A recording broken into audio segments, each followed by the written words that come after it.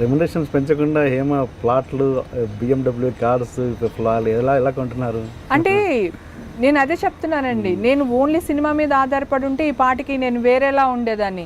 ఏమండి మీరు ఏమైనా కొంచెం డొనేట్ చేస్తారా, ప్రోగ్రామ్కి వస్తున్నాను కదా ఇంటర్వ్యూ కానీ అడిగేదాన్ని అండి. నాకు మా హస్బెండ్ కెమెరామ్యాను, మా మదర్ వాళ్ళు వెల్ సెటిల్డ్.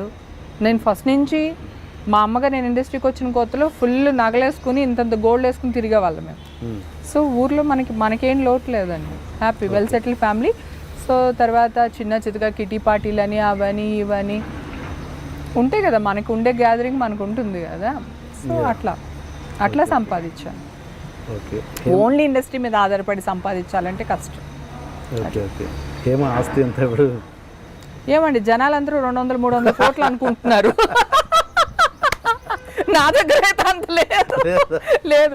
నేను జెన్యున్గా 15 years నుంచి నేను ఇన్కమ్ ట్యాక్స్ కడుతున్నాను. ఏదో 1-2 లక్షలకి ఏదైనా అంటే పెళ్ళిళ్ళకి అట్లకి వెళ్ళినప్పుడు ఎవరైనా ఇస్తే అది చూపించకపోవచ్చు తప్ప అన్ని ఆన్లైన్ ట్రాన్సాక్షన్స్ అండి, మనం దాచేదేం లేదు. కానీ నాకు చాలా హ్యాపీగా ఉంది అలా మాట్లాడుకోవడం. అండ్ ఇప్పుడు మళ్ళీ అవకాశాల గురించి వచ్చింది కాబట్టి, గతంలో మీరు మంచి పీక్లో ఆర్టిస్ట్గా ఉన్నప్పుడు అసిస్టెంట్ డైరెక్టర్స్ ఉంటారు, అసిస్టెంట్ డైరెక్టర్స్, కో డైరెక్టర్స్ వాళ్ళు ఉంటారు. వాళ్ళలో ఎంతో కొంతమంది ఇప్పుడు స్టార్ డైరెక్టర్స్గా ఉండొచ్చు. అప్పుడు మీరు అసిస్టెంట్ డైరెక్టర్గా ఉన్నప్పుడు వాళ్ళని ఇల్ట్రీట్ చేయడము, లేకపోతే వాళ్ళని కేర్ చేయకపోవడము, లైట్ తీసుకోవడము లాంటివి జరిగి ఉండొచ్చు. అలాంటి వాళ్ళు ఇప్పుడు స్టార్ డైరెక్టర్ అయ్యాక మీలాంటి ఆర్టిస్ట్లను పక్కన పెట్టి ఉండొచ్చు కూడా. అలా ఎప్పుడైనా మీకు జరిగిందా? అలా రిగ్రెట్ అయిన సందర్భాలు ఉన్నాయా? మీరు అరే ఆ అబ్బాయిని అప్పుడు బాగా చూస్తే బాగుండేది అని ఎప్పుడైనా మీకు అనిపించిందా? అనిపించలేదండి. ఈ మధ్య కాలంలో కొత్త డైరెక్టర్లు వస్తున్నారు. ఇది వరకు మా ఇంట్లోనే అంటే జగన్ అనే నాతో పాటే ఉండేవాడు. సో తనతో పాటు అసిస్టెంట్ డైరెక్టర్లు కృష్ణవంశీ వీళ్ళందరూ కూడా మన ఇంట్లో నా చుట్టూనే ఉండేవాళ్ళు. నేను వాళ్ళందరికీ పెట్టడం, మా ఆయనకి తెలియకుండా నొక్కేసిన డబ్బులు అప్పులు ఇవ్వడం, మళ్ళీ తీసుకోవడం. అది వాళ్ళే కాదు, వాళ్ళే డైరెక్టర్స్ అయ్యారు. నాకు క్షణక్షణానికి కృష్ణవంశీ అసిస్టెంట్ డైరెక్టర్, కృష్ణవంశీ గారు. అంటే ఇప్పుడు డైరెక్టర్లు ఎవరు నాకు తెలియదు, అసలు నాకు టచ్లో కూడా లేరు. ఇప్పుడు ఏమైపోయిందంటే గేటెడ్ కమ్యూనిటీ, వాచ్మెన్లు ఉంటారు, ఎవరిని లోపలికి రానివ్వరు, అట్లా అయిపోయింది. నాకు ఇప్పుడు ఎవరికి తెలియదు అసలు కొత్త డైరెక్టర్లు. వీళ్ళు పక్కన పెడితే అసిస్టెంట్ డైరెక్టర్స్ తోటి ఇప్పుడు కూడా బాగుంటానండి, చాలా సరదాగా ఉంటాను, హ్యాపీగా ఉంటాను. వాళ్ళతో నాకు ఎలాంటి ప్రాబ్లం ఉండదు, వాళ్ళు చాలా హ్యాపీగా ఫీల్ అవుతారు. నేను సెట్లో ఉంటే అసలు సెట్ అంతా ఒక ఇదిలో ఉంటుంది, ఎనర్జీ, ఫుల్ ఎనర్జీగా ఉంటుంది సెట్ అంతా, చాలా హ్యాపీగా ఉంటుంది. నాతో వర్క్ చేస్తే ప్రతి అసిస్టెంట్ డైరెక్టర్ నుంచి ప్రొడక్షన్ మేనేజర్ వరకు ఫుల్ బిందాస్గా ఉంటారు. కానీ ఎవరైనా అంటే అసిస్టెంట్ డైరెక్టర్లు వాళ్ళతో ప్రాబ్లం ఉండదు, కానీ ఈ మేనేజర్లు మాత్రం ఏదైనా ప్రోగ్రామ్ కరెక్ట్గా చెప్పకపోయినా, పొద్దున్నే తీసుకొచ్చేసి మధ్యాహ్నం వరకు షూటింగ్ చేయకపోయినా, లేదంటే ఏదైనా అడిగినప్పుడు సరిగ్గా చేయకపోయినా కొంచెం వాళ్ళకి మాత్రం ఫేస్ టు ఫేస్ క్లియర్ చేసేస్తా. ఇది కదా జరిగింది, ఎందుకు మీరు ఇలా చేస్తున్నారు. ఇంకొకటి, ఆడవాళ్ళకి makeup materials, makeup box, costume box, నగలు, అవి ఇవి అని ఇన్ని ఉంటాయి. మగాళ్ళు ఒక జీన్స్ ప్యాంటు షర్ట్ వేసుకుని వచ్చేస్తాడు, మేకప్ మెన్ కూడా బ్యాగ్ తగిలించుకుని వచ్చేస్తాడు. వాళ్ళకి క్యారవాన్లో ముందు రూమ్ ఇస్తారు. నాకు వచ్చే గొడవలు చెప్తున్నా, ఈ అసిస్టెంట్ డైరెక్టర్లు సెట్లో మాకు ఏ గొడవ ఉండదు. ఓకే, వెనకాల రూమ్ ఇస్తారు మాకని కాదు, మొత్తం క్యారెక్టర్ ఆర్టిస్ట్ లేడీస్కి అందరికీ అంతే, వెనకాల రూమ్ ఇస్తారు. పోనీ ఇస్తే ఇచ్చారు, ఒక్కొక్కసారి ఇద్దరు ఆర్టిస్టులు, ముగ్గురు ఆర్టిస్టులు దాంట్లో ఉండమంటారు. దాని అసిస్టెంట్, దాని మేకప్ మెన్, నా అసిస్టెంట్, నా మేకప్ మెన్, వాళ్ళు ఆ బ్యాగులు క్యారీ ఉండదా అండి? నేను అడగాల, ఇంత సీనియారిటీ వచ్చింది కదా, ఇప్పుడు కూడా చెయ్యకపోతే ఇంకెప్పుడు చేస్తారు మీరు? నేను ఇట్లా కర్ర పట్టుకుని వచ్చేటప్పుడు అరే ఈవిడికి ఏం చేద్దామని ఆలోచిస్తారా? అది అలాంటివి నేను కొంచెం అడిగేస్తానండి సెట్లో, మొహమాటం లేదు. అట్లాగే కొంచెం రెమెండేషన్ విషయంలో కూడా నేను సిన్సియర్గా వర్క్ చేస్తాను, సిన్సియర్గా రెమెండేషన్ తీసేసుకుంటాను, అంతే. అట్లా అలాంటప్పుడు ఆ మేనేజర్లు కానీ వాళ్ళు ఎవరైనా హట్ అయి ఉండొచ్చు తప్ప నాకు డైరెక్టర్ డిపార్ట్మెంట్స్, డైరెక్టర్స్తో నాకు ఎలాంటి ప్రాబ్లం ఉండదు. మీరు అడుగు తినే క్యారెక్టర్ ఇచ్చినప్పుడు నేను లిప్స్టిక్ వేసుకుని రాను, ఇంకా పెదాలకి నల్లగా తుడిసేసుకుని వస్తాను.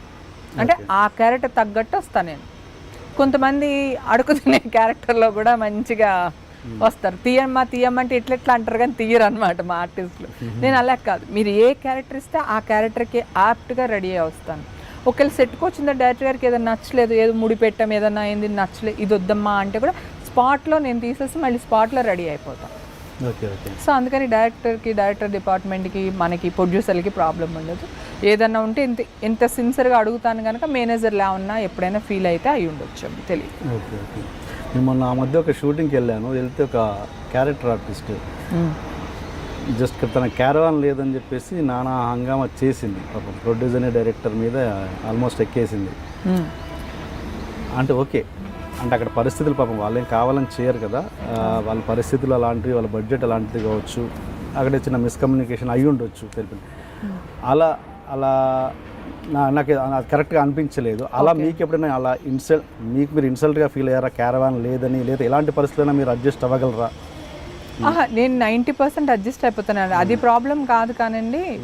సో ఇప్పుడు జూనియర్ ఆర్టిస్టులకి కూడా కంపల్సరీ క్యారవాన్ పెట్టాలి, వాష్రూమ్ పెట్టాలి అంటారా? పెట్టాలి, అది రూల్. ఇప్పుడు ఈ మధ్యన చాలా అల్సర్స్ జరిగింది కదా, రూల్ పెట్టారండి.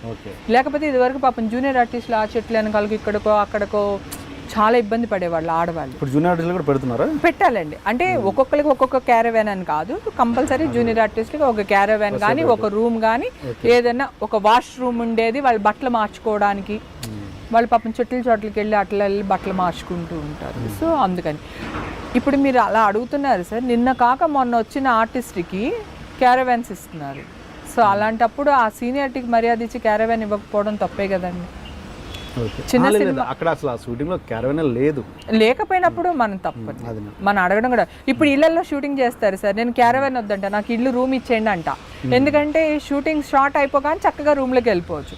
ఇప్పుడు అదే బయట అనుకోండి, షార్ట్ అయిన తర్వాత అక్కడికి వెళ్ళేసరికి మళ్ళీ షార్ట్ రెడీ అంటారు, మళ్ళీ వెనక్కి తిరిగి రావాల్సి వస్తుంది. అందుకని వెళ్ళం, దానికంటే బెటర్ అంటే ఆడవాళ్ళ ఇబ్బందులు ఏంటంటే ఒక బట్టలు మార్చుకోవడం ఒకటి, అందుకనే రూమ్ ఉంటే చాలు. కానీ ఇప్పుడు కంపల్సరీ క్యారవాన్ కానీ రూమ్ కానీ జూనియర్ ఆర్టిస్టులకు కూడా లేడీస్కి ఇవ్వాల్సిందే. ఓకే, పాటిస్తున్నారా మరి? అంటే మేబీ పాటిస్తున్నారేమో అనుకుంటున్నాను సార్. ఎందుకంటే దీనికి మన సుప్రియ గారు, నందిని డైరెక్టరు, మన ఝాన్సీ, వీళ్ళందరూ ఒక టీమ్గా ఏర్పడి ఒక సినిమా జరిగినప్పుడు మీకు ఏదైనా ప్రాబ్లం వస్తే ఫోన్ నెంబర్ పెడుతున్నారు, లొకేషన్లో పెడతామన్నారు, ఇంకా ఎంతవరకు వచ్చిందో నాకు తెలియదు. ఆ నెంబర్కి కాల్ చేసి నాకు ఈ ఇబ్బంది జరుగుతుంది, లేదా ఈ అసిస్టెంట్ డైరెక్టర్ వల్ల, ఈ మేనేజర్ వల్ల, లేదా క్యారవాన్ ఇవ్వలేదు, రూమ్ ఇవ్వలేదు, లేడీస్ ఇబ్బంది పడుతున్నా అని మీరు కంప్లైంట్ చేయొచ్చమ్మా, మేము వాళ్ళ మీద యాక్షన్ తీసుకుంటాం. చూసుకుంటారు, నెక్స్ట్ కట్ చేస్తారు అంతే, అంతకుముందు ఏముంటుంది. ఎగ్జాక్ట్లీ సార్, అది ఉంటుంది. డెఫినెట్గా ఈ అమ్మాయి కంప్లైంట్ ఇచ్చింది అంటే ఆ అమ్మాయి నెక్స్ట్ నుంచి రానివ్వకపోవడం ఇంకోటో చేస్తారు. పురుష ప్రపంచంలో ఆడవాళ్ళు బతుకుతున్నాం సార్, ఇంకా 50% రాలేదు కదా, తెప్పిద్దాం. This is Lavan Tripathi. నేను మీ Sai Dharam Tej. This is Niharika Konidala. And don't forget to subscribe to iDream. Please subscribe to iDream Media. Please subscribe iDream Media. Do subscribe to iDream. Subscribe to iDream Media. Please subscribe iDream. Do subscribe to iDream Media. Don't forget to subscribe. Click on the button below. Please do subscribe to iDream. Don't forget to subscribe to iDream. Please subscribe to iDream Media.